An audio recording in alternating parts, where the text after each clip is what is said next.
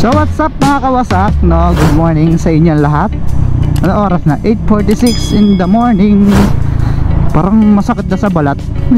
Parang masakit na sa balat yung ano guys, yung tawag doon, yung sikat ng araw. Parang mainit na masyado, no? So kuha tayong gloves. So nasanay ako sa ganong pagpatay ng makina mga kawasak. Comment nyo nga sa baba kung ano ba, kung wala bang diferensya na magpatay ako ng makina gamit ang side stand kill switch, no? Kasi 'di ba sa ating mga naka Honda Click, kapag ka nagbaba tayo ng side stand is namamatay na yung makina. Comment nyo nga sa baba kung hindi ba nakakasama yung pagpapatay ng makina gamit yung side stand kill switch.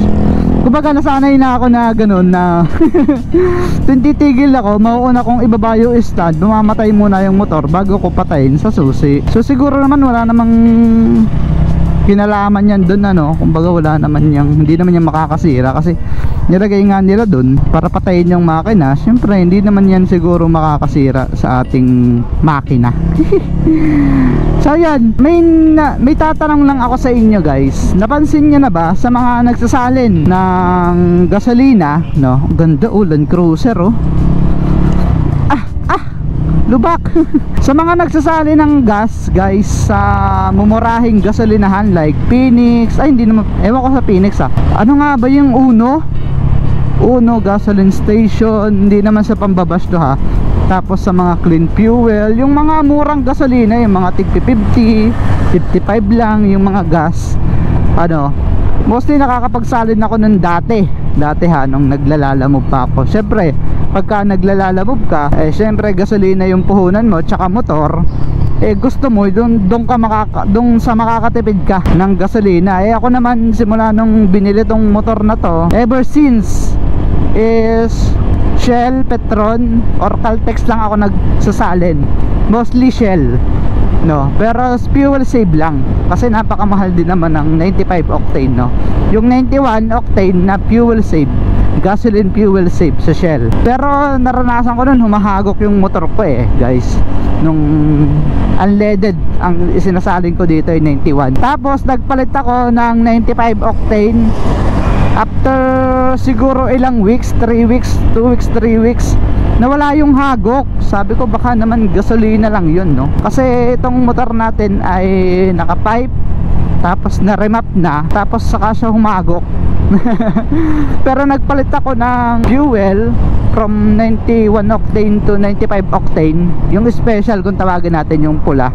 Ayun, nagkaigi naman na siya. Nawala yung hagok niya, hindi ko na siya napatingnan sa mekaniko kasi papatingnan ko pa to sa mekaniko yung mga hagok-hagok nito. Nawala. Kahit na biglain ko na siya na nakatigil, nawala. Pero ito yung point ko dito mga kawasak. Sino sa inyo yung mga nagsasalin sa mga mumurahing gasolinahan or namimili ng murang gasolinahan like yung tig 50 pesos lang per liter na unleaded, yung ganon? So na-discover nyo ba sa motor nyo ang pangit ng takbo, no? Ito ha, hindi naman sa kumbaga pang babash, or hindi ko naman sinasabi sa inyo magpalit kayo ng gasolinahan na pinagsasalinan nyo, ano. Napansin ko lang sa motor ko nung naglalamove ako, yun nga, katulad na sabi ko kanina, pumipili talaga ako ng murang gasolina para makatipid kasi ang puhunan ko sa paglalalamove is gasolina at saka motor, diba? Tapos napansin ko pagka nagka-cold start ako, namamatayan na ako. Sabi ko hindi naman ganito dati itong motor na to. So naisip ko baka nalulubak lang yung motor natin kasi hindi man may iwasang malubakan tayo. Tapos medyo napipihit sa vibration din yung hangin niya, yung pag-control mo ng minor dito sa motor, di ba? May pihitan to dito sa ilalim ng motor natin, sa ilalim ng U-box. May pinipihit yung tornilyo para taasan yung idle. Uy, grabe naman yun. Ang yabang nun pininahan ako Salamat ka, naka-big bike ka. So di ba may pihitan. Oh, ang ina mo, muntikan ka na. So may pihitan dito. Lagi kong pinipihit yun at lagi ngang namamatay yung motor natin. Sabi ko ano bang problema nito? Kung kailan naman nagigipit na ako, saka naman may lumalabas na kailangan ipa-check up, no? Kasi hindi naman talaga namamatay itong motor natin Kumbaga lalo sa FI na automatic, hindi naman talaga given na mamatayan ka sa daan ng idle mo, no? So lalo sa cold start, syempre mataas ang minor kapag ka nagka-cold start ka. So pagka ang hirap niyang buhayin, nakakailang redondo, minsan kailangan ko pang pisilin muna ng isa, paparedondohin ko ng isa bago ko pisilin ulit para mabuhay lang siya. Sabi ko, ano ba tong motor na to? Parang naiisip ko, papalitin ng fuel pump, tapos papalitin ng fuel filter, yung ganun na. Kasi di ba FI ito, wala naman akong kaalam-alam sa FI at wala naman akong kaalam-alam sa motor. May alam ako pero konti lang. And based on my own experience, simula nun, sabi ko, naisip ko lang, kakwentuhan ko yung kabarkada ko, nagsalin din siya ng mga ganong gasolina. So para daw nag-ibang takbo ng kotse niya. Kotse pa yun ha, kasi pinang-shopping niya yung kotse niya, edi need din niya ng murang gasolinas. So mostly naggagas naman siya sa kilalang gasolinahan doon lang din siya naggas sa mumurahin nung ginamit niya panghanap buhay yung sasakyan niya. Nag-iba, namamalya-malya daw yung kotse niya. Sabi ko sa sarili ko, naisip ko, so baka sa gasolina yung problema nitong aking motor. So bumalik ako sa dati kong gawi. Ang mahal na sa Shell, naglalalamove ako nun, so hindi ko kaya ang gas sa Shell. Ang pinili ko ay petrol, medyo mababa ng konti, no? Pero pinipili ko din yung lugar ng paggagasolinahan ko, 'di ba? May kunyari dito sa lugar na to, ganito lang, kunyari 52 lang yung unleaded, tapos sa kabilang part kahit petron din yan, 53 na, 54. So alam ko na naman yung gagasolinahan ko na mas makakatipid ako, no? Pero sa petron pa din, kasi Shell hindi na kaya. Caltex medyo kapresyo ng Shell yan kaya nagpetron na lang ako, tapos nang isinalin ko na lang ay pula. Ayun, after 2 weeks guys, na pag-observe ko, parang bumalik na dati yung ating motor, yung idle ng motor natin, no? So minsan talaga nakakakaba yung ganun na syempre wala ka namang alam sa paggawa ng motor.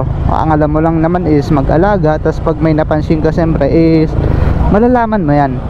As owner at driver, akin tong motor, ako din yung gumagamit araw-araw, is kapag ka may konting diferensya na may something sa motor mo, is mararamdaman mo.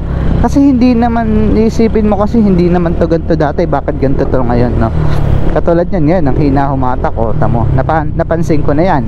Tapos buti na lang yung idle niya ulit is bumalik, no? Hindi katulad ng dati. Kaya yun yung payo ko sa inyo mga kawasak, no? Isipin nyo yung kalusugan din ng motor nyo, ano?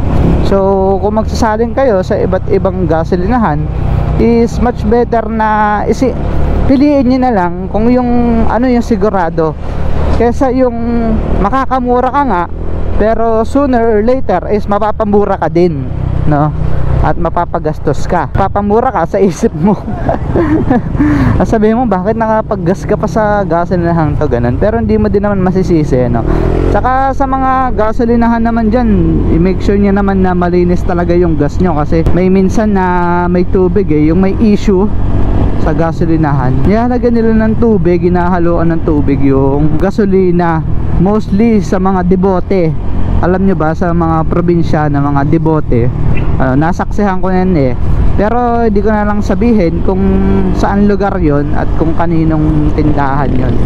Debote siya guys, edi bumibili siya sa bayan, sa gasolinahan ng gasolina, tapos pag uwi nila sa kanila is hinahaluan nila ng, hindi, ewan ko kung food color yun kung ano yung kulay ng gasolina, yun din yung food color na ilalagay, yung parang pampakulay ng tubig, no? Kukulayan muna yung tubig bago ihalo sa gasolina, kasi kapag purong tubig yung inihalo mo, hindi sila maghahalo talaga, maghihiwalay sila. Ewan ko kung chemicals din yun or food color yun, basta nakita ko pagpatak nila sa tubig is kumulay na. Kailangan mo nang kulayan yung tubig bago ihalo dun sa mismong gasolina. So yun, mag-ingat-ingat na lang tayo guys sa mga debote. Ang payo ko lang is hindi ko naman siguro nila lahat, siguro naman may mga ilang debote na nagtitinda na hindi naman naghahalo ng tubig. Pero hanggat maaari mga kawasak is sa gasolinahan mismo kayo magsalin at wag sa debote kung hindi naman emergency. Kung emergency at naubusan ka talaga ng gasolina, wala ka naman choice kundi sa debote. Kung may tubig naman yun, tatakbo pa din naman yung motor mo, kaso nga lang pupugak-pugak ng konti, so hindi mo malalaman kung ano ba yung dahilan, bakit ba ganito, naggas ka lang naman. So sa katulad naman itong motor na mga automatic, ang hirap naman dukutin ng carburetor nito yung sa gasolinahan sa gasoline tank. Ito sa ilalim magbaklas pa lang ng cover nito, matrabaho na hindi tulad sa mga Honda Wave na yan, sa unahan mo lang, babaklasin mo lang yung isang side sa unahan, is yun na, masisip-sip mo na yung gasolina na may halong tubig at mapapaltan mo na ng bago. Hindi tulad sa dito sa mga automatic na nasa ilalim pa talaga ng upuan at talagang maglalaan ka ng oras para matanggal lang yung gasolina na may tubig. Mahirap din, no? Minsan napapaisip ka bakit ganun yung motor mo. Kaya lalo sa mga walang alam, ang alam lang ay gumamit, no? Tapos pag nagkataon na ganyan, mapapaisip ka talaga kung bakit nagkakaganon yung motor mo o yung sasakyan mo. So yan lang ang point ko ngayon sa vlog na to, for awareness sa mga gasolina at gasolinahan na pagsasalinan nyo, no? So hindi ko naman sinasabi na dapat doon kayo sa Shell, Petron or Caltex maggas. Sa akin yun lang yung pamimilian ko ng gasolinahan. Pero somehow, sometimes yung pagka naman wala na akong masalinan, kunyari kailangan ko na magsalin, kung alin naman yung una kong madaanan, no, ay doon ako nagsasalin. Kunyari 100 lang or 60 pesos lang para sakto 1 liter, ganun. Kung wala na akong mapagsalinan, guys. Pero kung meron man, kung abot naman, madaya pa akong gas, pag nakakita ako ng gusto kong gasolinahan, saka lang ako nagsasalin, no. So lang mga kawasak, for awareness lang and based on my own experience, bahala na kayo kung susundin nyo. Yun naman ay payo ko lang sa inyo para pangalagaan yung inyong motorsiklo.